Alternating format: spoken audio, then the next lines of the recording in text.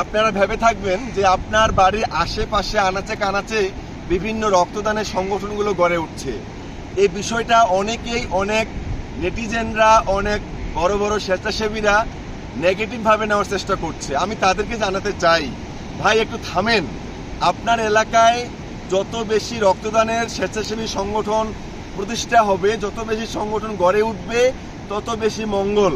কেন বলছি, আপনাদের একটু বোঝানোর চেষ্টা করছি, শোনেন।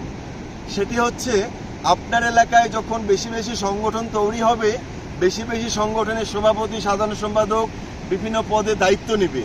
তারা কি করবে? তাদের সংগঠনটিকে সঠিকভাবে পরিচালনা করার জন্য আপ্রাণ চেষ্টা করবে, রক্তদাতা তৈরি করবে, ব্লাড গ্রুপিং ক্যাম্পেইন করবে, অসহায় মানুষদের পাশে থাকবে।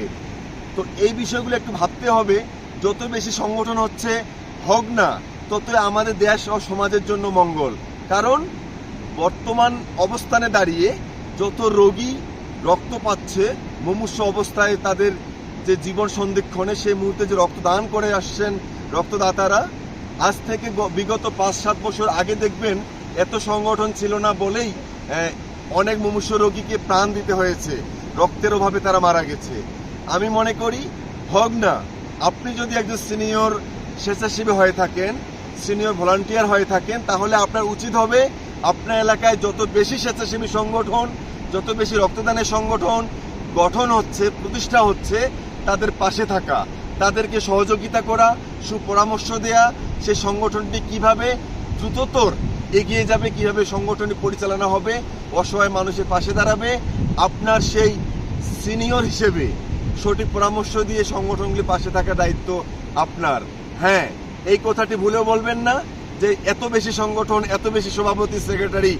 আমি বারবার দীপ্ত কণ্ঠে বলতে চাই, আমি বারবার এই কথাটি বলার চেষ্টা করি, হোক না ভাই সংগঠন। যত বেশি সংগঠন হবে তত স্বেচ্ছাসেবী বাড়বে। হোক না আমাদের আশেপাশে বেশি বেশি সংগঠন, হোক না অসহায় মানুষের সেবা, হোক না মুমূর্ষু রোগীদের সেবা। মুমূর্ষু রোগীরা যেন চাওয়া মাত্র রক্ত পায়, সেই রক্ত পেয়ে হাসপাতাল থেকে সুস্থ হয়ে বাসায় ফেরে। ধন্যবাদ আপনাদের।